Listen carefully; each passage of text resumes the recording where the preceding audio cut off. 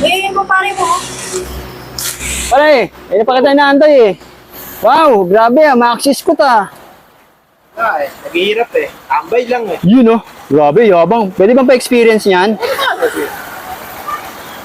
Kung siya patay mo muna, baka nangangain ng tanga yan eh. Wow, kilis. Grabe. Ma-access ko to. Dati, pakumit-kumit lang oh. Ganda pre. Kaya lang pre oh, medyo madumi. Dito, punasan mo. Oo. Ah, one click ah. One click ah. Yan. Grabe oh. Yan, para malinis, di ba? Ayos. Pre, may balita ka ba dun sa ano, kay Shirley, yung dati mong ex? Balita ko, nasa hospital ko. Sakit. Sakit? Pneumonia. Pneumonia, eh, grabe naman. Pre, tambay muna tayo dun. Oo, pumunta tayo. Para naman na ano. Uy, mababa dyan. Uy. Okay ka lang. Okay ka lang. Kulado ka. Pre, pakiabot na lang doon sa inaanak ko kay paring Mark. Kayo ba? Sige. Oo, sabay mo na pag alis mo. Oo, Ha? sasabay ko na yan. Dagal lang. Ayun. Saka pre, ano, yung utang ko 5,000. Oo.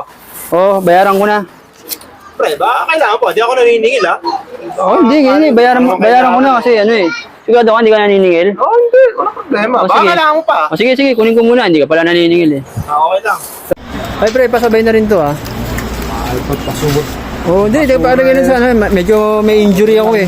Oo, bakit ha? Oo. Kita. Doon ay sa labas. Salamat sa dalaw ah. Okay, okay. Ano pre? Oo. Ano na ako ha? Oo. Idadaw. Basta idaan mo na lang sa inaanak ko ah. Oo, sige. Oo, tsaka salamat doon sa ano ah. Tsaka ako nababayaran dyan 5,000 ah. Oo. Mura man kailangan eh. Okay. Sige ha. Sige pre. Thank you.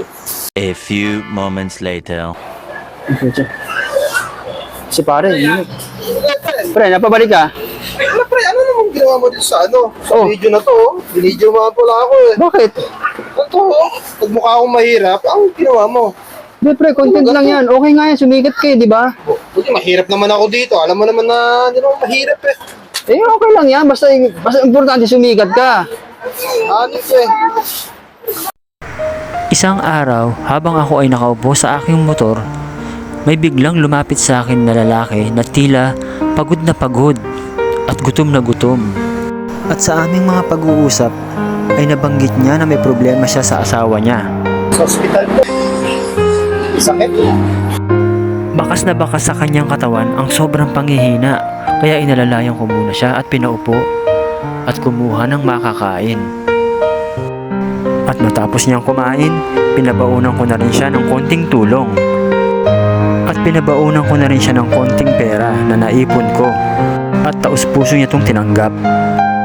Lagi niyong tatandaan guys, kapag kaya natin tumulong, huwag natin ipagdamot to, lalong-lalo na sa mga kagaya ni Kuya. Kaya Kuya, pagpalain ka nawa. Hanggang sa muli.